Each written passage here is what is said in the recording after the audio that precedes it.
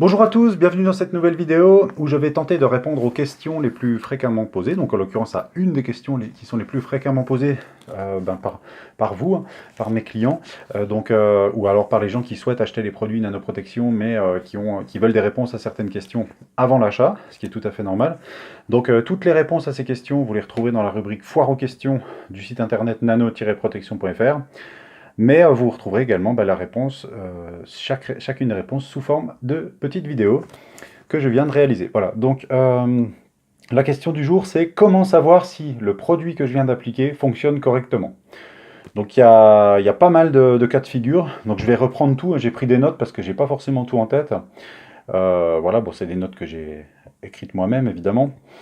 Mais du coup, je vais pouvoir vous expliquer plus en détail ce qui est noté, si toutefois vous ne comprenez pas ce qui est noté dans la rubrique Foire aux questions. Et bien là, au moins, vous aurez une vidéo en complément pour pouvoir vous aider. Alors, ce que j'ai marqué, c'est que lors de vos tests, toujours comparer la surface traitée avec une surface témoin non traitée. D'accord? Donc ça, c'est important car ça va vous aider à garder un œil objectif sur l'efficacité des produits. En d'autres termes, si vous versez des liquides ou déposez des saletés sur la surface traitée, faites-en de même sur la surface témoin non traitée pour comparer. Donc ça, c'est hyper important. Quand vous faites un test, d'ailleurs, je vous conseille, quand vous achetez le produit, avant d'attaquer une surface, toute une terrasse, de faire 20 mètres carrés de joint de carrelage, de traiter toute la voiture, si vous avez acheté le traitement carrosserie pour la voiture, eh ben, je vous conseille de faire un test déjà, histoire de prendre en main le produit sur une petite surface, d'accord? Donc ça peut être un petit carré de 5 cm par 5 cm, d'accord? Vous suivez le mode d'emploi, vous traitez, vous laissez sécher en suivant le mode d'emploi, et ensuite, eh ben, vous validez l'action du produit sur la surface, d'accord? Avant de vous attaquer au chantier de votre véhicule ou tout le carrelage de votre cuisine. Vous validez, donc comment on fait pour valider? Eh bien, il suffit simplement de verser de l'eau sur la surface, sur la petite zone que vous avez traitée. Vous versez également de l'eau sur la zone qui est juste à côté, qui n'a pas été traitée, d'accord? Et vous constatez que sur la zone qui n'est pas traitée, ça ne perle pas. Ou alors si ça perle très difficilement, d'accord? Et puis sur la zone qui est traitée, eh bien ça perle. Voilà, tout simplement, on a un effet déperlant. Vous voyez les gouttes d'eau qui glissent littéralement sur la surface. C'est que le traitement fonctionne et que vous avez validé que c'était OK sur la surface sur laquelle vous voulez faire le traitement. Et à ce moment-là, une fois que vous avez validé tout ça, vous avez validé toutes les étapes, et bien vous pouvez passer à la totalité de la surface. Voilà. Donc faites-le, si vous faites par exemple sur une voiture, ne faites pas votre carré en plein milieu du capot, évidemment, faites-le sur une petite zone, sur un morceau d'aile un petit peu caché, ou voilà, ce genre de choses, parce qu'un carré en plein milieu du capot, ça pourrait se voir par la suite, on pourrait voir le raccord en fait entre ce carré et puis le reste du traitement.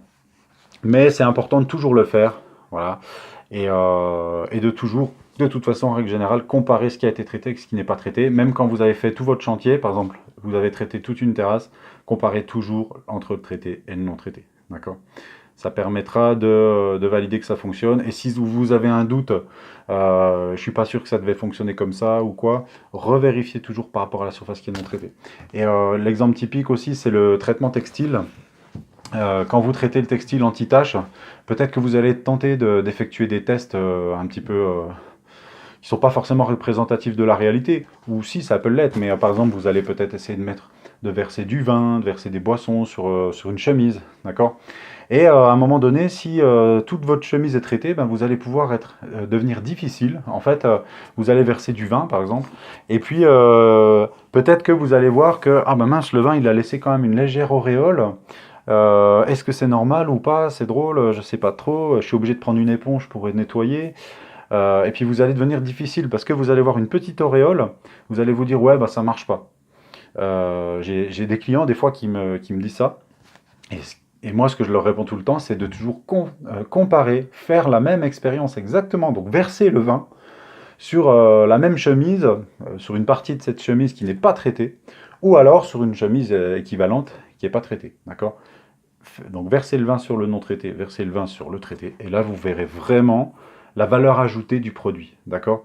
Parce qu'on peut devenir difficile, une fois que tout est traité chez soi ou sa voiture, et ben on devient difficile, on en veut toujours plus.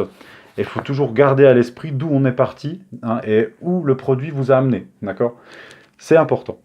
Parce que je rappelle que c'est pas un miracle, la nanoprotection, d'accord? C'est un truc génial, c'est une grande aide, ça va vous changer la vie sur beaucoup d'aspects, mais c'est pas un miracle. Donc si concrètement sur une chemise, si vous faites exprès, si vous voulez volontairement tacher la chemise qui est traitée, vous y arriverez toujours. Moi, vous me donnez n'importe quel vêtement, n'importe quelle surface qui est traitée avec nanoprotection, si vous me demandez l'encrasser, j'arriverai à l'encrasser, c'est pas un problème. Ça, on peut toujours, hein, si on fait exprès, d'accord? Il ne faut pas oublier que ça évite l'accident. Le traitement textile, notamment, ça évite l'accident. Vous renversez accidentellement du café, hop, vous épongez rapidement, il n'y a pas l'accident, la chemise n'est pas tachée.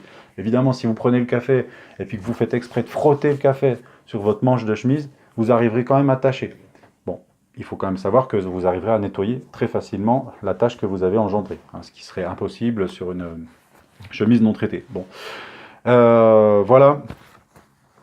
Pour le reste, bon, bah, il n'y a pas de souci. Là, c'est vraiment le cas particulier de la chemise. Ensuite, produit surface minérale. Bon, bah, je vais peut-être me répéter du coup, mais bon, produit surface minérale. Appliqué sur surface propre. Ça, c'est hyper important. Ensuite, pulvériser jusqu'à saturation complète du support. La pierre doit être complètement détrempée par le produit. Ça, c'est important aussi. Puis, attendre le séchage complet avant de verser de l'eau ou de l'huile sur la surface, qui doit être sèche au toucher. Donc, voilà. Donc, sur de la pierre, vous vaporisez le produit jusqu'à saturation à l'aide d'un pulvérisateur de jardin, par exemple, sur une terrasse. Si vous traitez une terrasse, ça doit être trempé avec le produit. La surface au départ doit être sèche. Vous la détrempez avec le produit. Vous attendez le séchage complet. C'est hyper important d'attendre le séchage complet. Donc, ça veut dire qu'au toucher, ça doit être complètement sec. Il ne doit pas y avoir de doute. Si c'est encore un peu frais ou encore un peu humide, c'est que c'est pas bon. D'accord ? Une fois que c'est complètement sec, eh ben vous pourrez verser de l'eau sur la surface et constater l'effet d'éperlant. Voilà, tout simplement. Qu'est-ce que j'ai dit? Vous pouvez tester le produit sur différents types de surfaces. Avant d'attaquer toute une terrasse, vous pouvez traiter une pierre, vous pouvez traiter une couvertine de mur, vous pouvez traiter un morceau de crépi. Voilà, différents types de surfaces minérales, d'accord, pour faire des essais, pour prendre en main le produit. Voilà, si vous faites seulement des petites surfaces de test, oui, voilà. Attention à bien gérer la consommation de produits. Si tout a été fait dans les règles de l'art, l'eau et même l'huile doivent rouler, glisser sur la surface. C'est l'effet d'éperlant. Voilà, c'est ce que je vous ai dit. Ça doit être flagrant, il ne doit pas y avoir d'ambiguïté. Ça doit perler un maximum. Si ça ne perle pas un maximum, qu'il y a une ambiguïté, un doute, c'est qu'il y a un problème quelque part. D'accord ? Si cela ne fonctionne pas bien, c'est que la surface était sale, a été mal nettoyée au départ, ça peut être une hypothèse, ou que le produit a mal été appliqué. Pas assez de produit en général. Voilà. Ou encore que vous avez effectué le test alors que la surface n'était pas complètement sèche. C'est ce que je viens de dire. Aussi, l'effet Easy to Clean ne pourra être testé qu'après 24 heures de séchage. C'est important, c'est seulement au bout de 24 heures que le traitement sera complètement sec, d'accord, et que vous pourrez tester l'effet facilité d'entretien, c'est-à-dire mettre volontairement de la saleté et la nettoyer pour voir si ça se nettoie en effet plus facilement. Vous ne pouvez pas le faire tant que les 24 heures de séchage ne sont pas passées, parce que le produit, il met 24 heures à sécher complètement au niveau chimique. Produits pour surface textile, même instruction que pour les produits pour surface minérale. Produits pour surface en verre ou en céramique. Exemple de test, pare-brise, donc là on parle des surfaces, pour tout ce qui est surface verre céramique, hein, surface lisse de type verre ou céramique. Les exemples de test, pare-brise automobile, vitre, carrelage lisse, faïence, miroir, paroi de douche, lavabo en céramique. Faire un bon nettoyage de la surface à l'eau claire au préalable. Donc ça c'est important. On fait déjà un nettoyage complet avec un produit d'entretien ou pas. On rince à l'eau claire. Ça c'est avant de traiter, hein, bien sûr. Et ensuite, avec le nettoyant verre, on nettoie. D'accord ? Le nettoyant verre, que je rappelle, qui est absolument indispensable. Avant tout traitement sur surface en verre ou céramique, il faut toujours utiliser le nettoyant verre à céramique, comme son nom l'indique. Pulvériser sur la surface, puis étaler en mouvement circulaire avec un papier essuie-tout ou notre chiffon à polir, jusqu'à enlever les éventuelles traces blanches lisses liées au surplus de produit. Donc ça, c'est la partie traitement. Par exemple, traitement par brise, on vaporise sur la surface, on étale en mouvement circulaire. Tout ceci est mentionné dans le mode d'emploi, pardon. Voilà, on essuie ensuite avec une microfibre propre les résidus de traitement. Et ensuite, on laisse sécher 30 minutes. Ok ?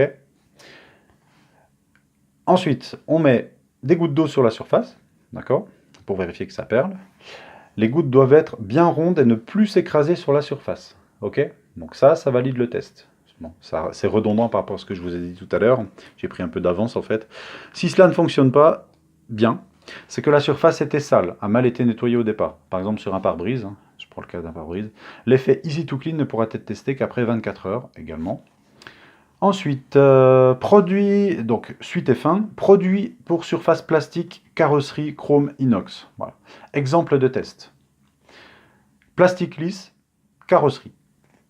Donc oui, effectivement, on peut utiliser ce type de produit sur du plastique lisse ou sur un morceau de carrosserie, comme je vous avais dit tout à l'heure.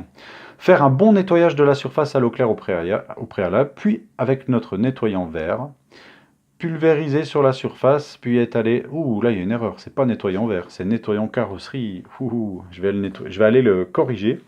Pulvériser sur la surface, puis étaler en mouvement circulaire avec un papier essuie-tout jusqu'à enlever les éventuelles traces blanches liées au surplus de produit. Bon, c'est comme tout à l'heure, laisser sécher 30 minutes au moins. Ensuite, mettre des gouttes d'eau sur la surface, celles-ci doivent perler.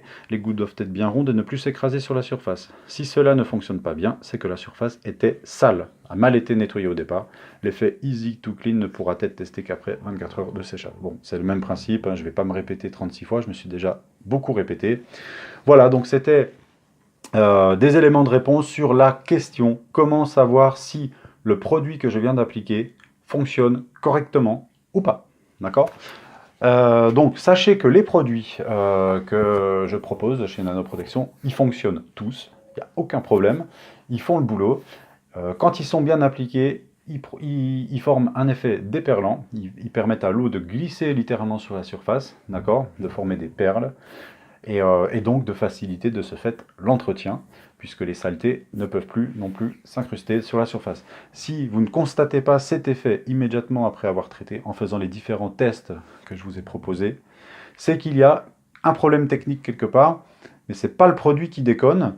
Alors si le produit déconne, le produit non, il déconne pas, mais qu'est-ce qui peut arriver? Ce qui peut arriver exceptionnellement, c'est peut-être arrivé 2 fois en 8 ans que je vends ce type de produit, c'est une erreur de conditionnement ou une erreur d'étiquetage, c'est-à-dire que on a mis la mauvaise étiquette sur le mauvais produit. Alors là, forcément, vous n'avez pas le bon produit, vous essayez de traiter une terrasse avec un produit pour le pare-brise. Donc là, c'est clair, ça ne va pas marcher, mais c'est très très très exceptionnel. Dans 99% des cas, si ça ne fonctionne pas tout à fait comme attendu, c'est qu'il y a eu un problème au niveau du nettoyage, au niveau des conditions d'application, la température extérieure, l'humidité, etc., etc. Il y a tout un tas de paramètres pour que ça fonctionne bien.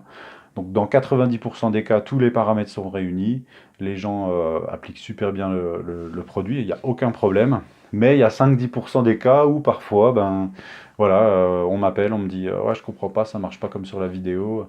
Donc ça, ça marche pas comme sur la vidéo, ça c'est pas possible, ça doit plus arriver parce que ce que je fais dans la vidéo, il suffit de reproduire ce que je fais dans la vidéo. Donc si vous reproduisez ce que je fais dans la vidéo, ça doit marcher comme dans la vidéo. Voilà, il n'y a pas de doute possible par rapport à ça. Voilà, je pensais que j'ai jugé important de faire une vidéo sur ce thème-là. Voilà, donc c'était la plus grosse question de la foire aux questions que vous retrouverez sur nano-protection.fr. Donc c'était un peu long, mais c'est la partie purement technique, application, test du produit, validation que le produit fonctionne, avant que vous puissiez faire toutes vos surfaces. Voilà. Eh bien, merci, j'espère que cette vidéo vous a plu. N'hésitez pas à vous abonner à la chaîne YouTube, n'hésitez pas à liker, à commenter, à partager. Et puis je vous dis à bientôt. Regardez également, peut-être il y a des petites vidéos qui vont apparaître là, des liens sur des vidéos, sur d'autres vidéos de la chaîne, voilà, si vous voulez vous passer un petit peu le temps et puis vous instruire. Je serai content et ça me fera plaisir. Voilà. À très bientôt, bonne journée, au revoir.